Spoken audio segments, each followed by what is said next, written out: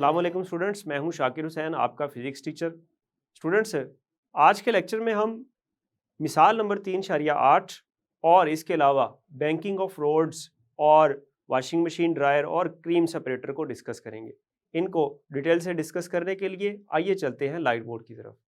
Dear students, हमने centripetal force को पढ़ा और सेंट्रीपिटल फोर्स के बाद सेंट्रीपिटल फोर्स से रिलेटेड एक मिसाल है, मिसाल नंबर 3.8। 3.8 में देखें, इसमें कह रहा है कि 100 ग्राम मास के एक पत्थर के टुकड़े को 1 मीटर लंबी डोरी के सिरे से बांधा गया है। यानी कि पत्थर के टुकड़े का मास कितना है? 100 ग्राम, और उसको जिस डोरी से बांधा गया है वो कितनी लंबी है स्टूडेंट्स? वो 1 मीटर लंबी है। पत्थर का ये टुकड़ा 5 मीटर पर सेकंड की स्पीड से दायरे में हरकत कर रहा है। डोरी में टेंशन मालूम करें। क्या चीज़ मालूम करनी है आपने? डोरी में टेंशन मालूम करनी है। स्टूडेंट्स, फर्ज कर लें कि ये कोई पत्थर है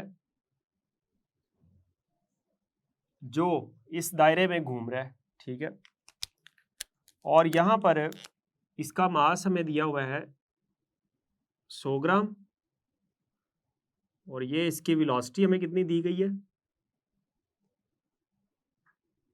5 मीटर पर सेकेंड। और वो कह रहा है इसमें टेंशन मालूम करे रस्सी में कितनी है। तो डोरी में जो टेंशन है ये हमने मालूम करनी है। यहाँ स्टूडेंट्स, अगर आपको याद हो, जब हमने सेंट्रीपिटल फोर्स को पढ़ा था तो उसमें मैंने आपको ये बात बताई थी कि जो डोरी के अंदर जो टेंशन होती है वो असल में क्या चीज़ होती है? वो असल में सेंट्रीपिटल फोर्स होती है, जो उस पत्थर को सेंटर की तरफ खींचती है और जिसकी वजह से पत्थर जो है वो इस सर्कल में घूमना शुरू कर देता है। तो स्टूडेंट्स, हमने टेंशन मालूम करनी है, इसका मतलब है हम सेंट्रीपिटल फोर्स मालूम करना चाह रहे हैं। तो सबसे पहले मैं यहाँ लिखता हूँ कि हमें मालूम क्या है।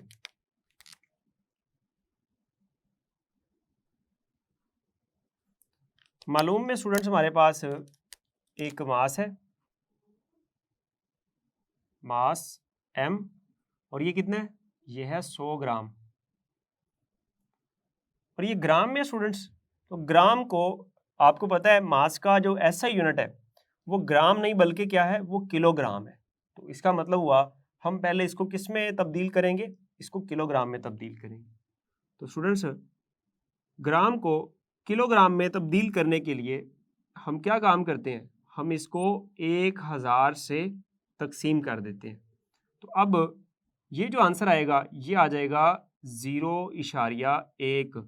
ये किस में आएगा? ये किलोग्राम में आएगा। तो ये आ गया हमारे पास मास। अब उसके बाद उसकी लंबाई कितनी है? ये देखें, ये वाली लंबाई है डोरी की, ये 1 मीटर है, और ये क्या चीज़ है स्टूडेंट्स? ये असल में रेडियस है।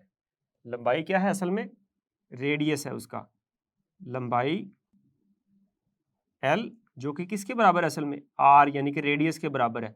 और वो कितनी है स्टूडेंट्स? वो 1 मीटर है। तो यहाँ मैं लिख देता हूँ 1 मीटर। और हमें वेलोसिटी यानी कि स्पीड दी हुई है, और ये कितनी है? 5 मीटर पर सेकेंड। तो यहाँ मैं लिख देता हूँ स्पीड v 5 मीटर पर सेकेंड। अब हम लिखते हैं कि हमें मतलूब क्या है।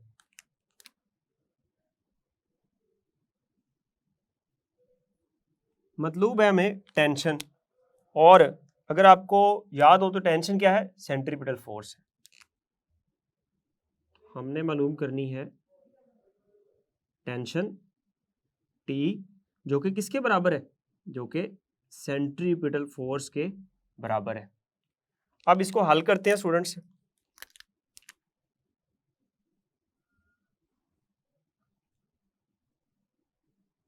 इसको हल करने के लिए हम यहाँ सेंट्रीपिटल फोर्स का फॉर्मूला इस्तेमाल करेंगे। यहाँ मैं लिखता हूँ,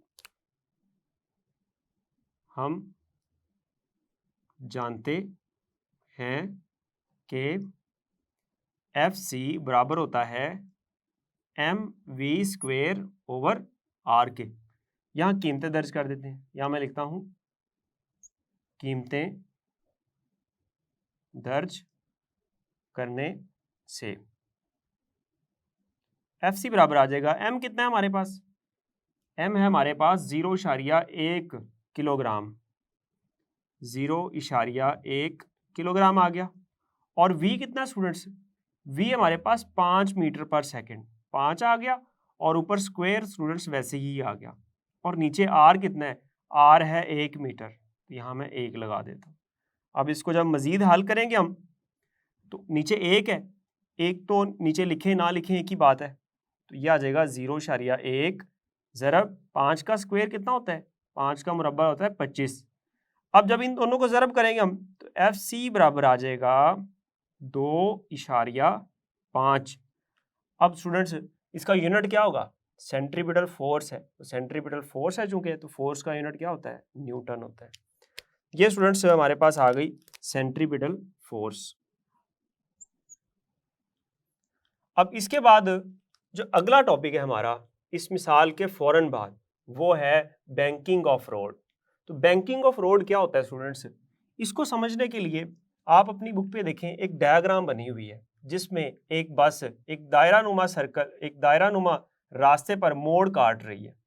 तो स्टूडेंट्स, और अगर आप उस सड़क को गौर से देखें तो वो आपको एक तरफ से उठी हुई नजर आएगी, यानी कि एक तरफ से ज्यादा ऊंची है और एक तरफ से कम। तो अब ये जो एक तरफ से ऊंची की हुई है सड़क, ये ऐसा क्यों किया हुआ है हमने? ऐसा स्टूडेंट्स हमने इसलिए किया है ताकि जब बस मोड़ काटे तो मोड़ काटने के दौरान वो बड़ी आसानी से मोड़ काट ले और उसके फिसलने का और उस मोड़ से दूसरी तरफ जाने का जो खदशा है वो कम से कम हो जाए। अब स्टूडेंट्स इस काम को हम क्या नाम देते हैं, इस काम को हम नाम देते हैं बैंकिंग ऑफ रोड, यानी कि रोड जो होता है, यानी कि जो सड़क है उसके किनारे को ऊंचा कर देना। तो किसी सड़क के किनारे को ऊंचा करने का जो अमल है इसको नाम देते हैं बैंकिंग ऑफ रोड का।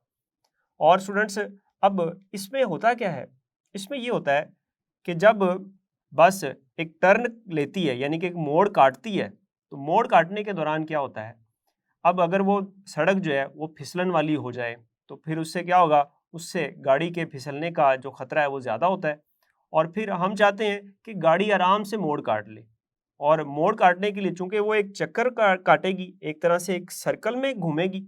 जब कोई जिस्म सर्कल में घूमता है तो स्टूडेंट्स हमें पता है सर्कल में घुमाने वाली फोर्स को हम नाम देते हैं सेंट्रीपिटल फोर्स का।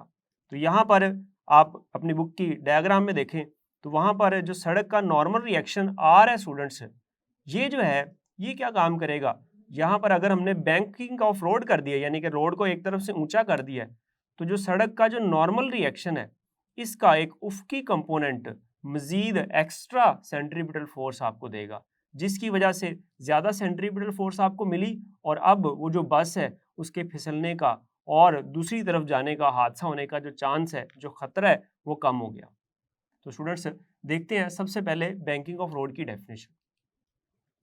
तो बैंकिंग ऑफ रोड की डेफिनेशन मैंने यूं लिखी है, सड़क के बैरूनी किनारों को ऊंचा करने के अमल को बैंकिंग ऑफ रोड कहते हैं।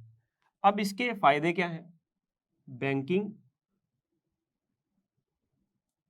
ऑफ रोड के फायदे या फवायद आप लिख सकते हैं। तो इसके क्या फायदे हैं स्टूडेंट्स? 2 फायदे मैंने लिखे हैं। ये शॉर्ट क्वेश्चन पूछा जाता है कि बैंकिंग ऑफ रोड से क्या मुराद है, इसके फायदे लिखें या इसके कोई से 2 फवायद लिखें। तो ये 2 फवायद ही आपकी किताब में दिए गए हैं। इसमें पहला फायदा क्या है? इसमें पहला फायदा है कि सड़क की बैंकिंग गाड़ी को फिसलने से रोकती है। जब हम बैंकिंग कर देते हैं तो इससे क्या होता है, गाड़ी के फिसलने का खतरा कम हो जाता है। और दूसरा स्टूडेंट्स यहाँ पर फायदा क्या लिखा है, गाड़ी चलाने को महफूज बनाती है, यानी कि आप स्टूडेंट्स बड़े महफूज तरीके से उस टर्न को, उस चक्कर को काट सकते हैं, आपके लिए गाड़ी चलाना महफूज हो जाता है। तो ये 2 फायदे आपने इसके साथ लिखने हैं। उसके बाद बैंकिंग ऑफ रोड के बाद जो टॉपिक है वो है washing machine dryer. Washing machine dryer students आजकल तकरीबन हर घर में ही होता है, ये एक कॉमन मशीन बन गई है जो तकरीबन हर घर में पाई जाती है। जो वॉशिंग मशीन है उसके साथ आप वॉशिंग मशीन ड्रायर भी आमतौर पर ख़रीदते हैं। अब वॉशिंग मशीन ड्रायर का सर्दियों में इस्तेमाल ज़्यादा होता है। इसका काम क्या है स्टूडेंट्स? असल में आपने देखा होगा वॉशिंग मशीन ड्रायर के अंदर एक स्पिनर होता है जिसको आप स्पिनर बोलते हैं। असल में ये क्या होता है, ये एक सिलेंडर है, ये टोकरियों पर मुश्तमिल होता है वॉशिंग मशीन ड्रायर, और वो अंदर जो सिलेंड्रिकल टोकरी है, सिलेंडर नुमा, उस टोकरी में स्टूडेंट्स बहुत सारे सुराख होते हैं और फिर हम क्या काम करते हैं, हम उस टोकरी में जो गीले कपड़े जब वो डाल देते हैं और गीले कपड़े डालने के बाद वो जो रोटर है जो सिलेंडर नुमा होता है उसका ढक्कन बंद कर देते हैं और ढक्कन बंद करने के बाद जब उस ड्रायर को चलाते हैं तो ड्रायर के अंदर जो स्पिनर है वो क्या करता है, वो घूमना शुरू कर देता है। चूंकि स्टूडेंट्स उस स्पिनर में सुराख है, अब क्या होगा, जैसे ही वो स्पिनर घूमना शुरू करेगा, अब छोटे छोटे सुराखों में कपड़े तो नहीं बाहर निकलने वाले, लेकिन कपड़ों के अंदर जो पानी है स्टूडेंट्स, वाटर है, वो क्या काम करेगा, वो उन सुराखों से बाहर निकल जाएगा। और वो किस वजह से निकलेगा, वो सेंट्रीफ्यूगल फोर्स की वजह से निकलेगा। तो ये स्टूडेंट्स वॉशिंग मशीन ड्रायर का ये काम होता है। अब मैंने आपके सामने लिख भी दिया है, इसको पढ़ लेते हैं कि ये क्या कह रहा है। वॉशिंग मशीन ड्रायर घूमने वाली टोकरियों पर मुश्तमिल होता है। ये टोकरियां सिलेंडर की शक्ल की होती हैं, ठीक है, और इनकी दीवारों में बहुत ज्यादा तादाद में सुराख होते हैं, ठीक है जी। इसके अंदर गीले कपड़े रखकर सिलेंडर की शक्ल के रोटर का ढक्कन बंद कर दिया जाता है, ठीक है जी। और इसके बाद जब ये तेज स्पीड से घूमता है तो सेंट्रीफ्यूगल फोर्स की वजह से कपड़ों का पानी सुराखों के जरिए से बाहर निकल जाता है। ये स्टूडेंट्स ये वॉशिंग मशीन ड्रायर का अमल क्या है, ये कैसे काम करती है, ये सारा आपने याद करना है। ये एक शॉर्ट क्वेश्चन आता है, असल में ये लॉन्ग क्वेश्चन भी बन सकता है। लॉन्ग क्वेश्चन कैसे बनता है, लॉन्ग क्वेश्चन यूं बनता है कि दर्ज झैल पर नोट लिखें, उनमें एक वॉशिंग मशीन ड्रायर आपसे कह देता है और दूसरा ये जो अगली बात मैंने लिखी है क्रीम सेपरेटर, ये कह देता है कि दर्ज झैल पर नोट लिखें, वॉशिंग मशीन ड्रायर और क्रीम सेपरेटर, या बैंकिंग ऑफ रोड और वॉशिंग मशीन ड्रायर, यानी कि इन तीनों में से कोई दो इन पर कहता है कि नोट लिखें। अब क्रीम सेपरेटर का क्या फंक्शन है ये भी देख लेते हैं। क्रीम सेपरेटर जो होता है स्टूडेंट्स, ये आम तौर पर जो ऐसी सनतें हैं जहां पर चिकनाई की मिकदार को मुख्तलिफ प्रोडक्ट्स के अंदर कंट्रोल किया जाता है, वहां पर क्रीम सेपरेटर इस्तेमाल होते हैं। अब सेपरेटर जो है ये क्या काम करता है, ये असल में एक प्याला नुमा चीज़ होती है और ये घूमने वाली मशीन होती है। इसके अंदर एक प्याला होता है और इस प्याले के साथ दो पाइप लगे होते हैं, एक बाहर की तरफ और एक सेंटर यानी कि इसके एक्सिस की तरफ। अब स्टूडेंट्स जब हमने दूध से क्रीम या मक्खन को अलग करना होता है तो हम क्या काम करते हैं, हम इस प्याले में वो दूध डाल देते हैं और इसको घुमा देते हैं, यानी कि इसको ऑन कर देते हैं। जब ये चलना शुरू करता है तो ये घूमता है और घूमने से क्या होता है, घूमने से स्टूडेंट्स ये होगा कि जो भारी अज्जा हैं उस दूध के वो क्या करेंगे, वो साइडों पर आ जाएंगे, यानी कि उस प्याले की बाहर वाले किनारों पर आ जाएंगे और उससे बाहर निकल जाएंगे। और जो हल्के अज्जा हैं स्टूडेंट, जैसे कि मक्खन और क्रीम, ये हल्के अज्जा होते हैं, ये उस एक्सिस के यानी कि उसके सेंटर की तरफ आ जाएंगे और सेंटर में एक पाइप लगा होता है, उसके ज़रिए से इसको अलग किया जा सकता है। इसको समझने के लिए एक आसान सी मिसाल मैं आपको ये देता हूँ कि आप एक टब के अंदर पानी लें और उसमें थोड़ा सा सरफ डालें और उसको फिर घुमाना शुरू कर दें। जब स्टूडेंट्स आप उसको घुमाएंगे तो आप देखेंगे कि जो झाग है वो दरमियान में आ गई है और जो पानी है वो साइडों पर ऐसे घूमना शुरू हो गया। तो इसका मतलब है कि झाग जो है वो हल्की चीज़ थी तो वो सेंटर में आ गई, दरमियान में आ गई और पानी साइडों पर चला गया। तो क्रीम सेपरेटर में भी यही काम होता है कि जो भारी अज्जा होते हैं वो साइडों पर आ जाते हैं और जो हल्के अज्जा यानी कि मक्खन या क्रीम वगैरह होते हैं वो सेंटर में जमा हो जाते हैं और सेंटर में फिर एक पाइप के ज़रिए से उनको निकाल लिया जाता है। यहाँ मैंने एक छोटी सी बात लिख दी है क्रीम सेपरेटर के हवाले से कि एक सेपरेटर एक तेज़ी से घूमने वाली मशीन है, इसके काम करने का असूल वही है जो सेंट्रीफ्यूज मशीन का होता है, यानी कि जैसे सेंट्रीफ्यूगल मशीन काम करती है वैसे ही ये काम करता है। अब इसकी बाकी सारी डिटेल आप स्टूडेंट्स बुक से देख सकते हैं, वहाँ आपको ये सारी चीज़ मिल जाएगी। डियर स्टूडेंट्स, हमने आज मिसाल नंबर 3.8 और इसके अलावा बैंकिंग ऑफ रोड को और वॉशिंग मशीन ड्रायर को और क्रीम सेपरेटर को समझा। उम्मीद है स्टूडेंट्स आपको ये लेक्चर समझ आया होगा।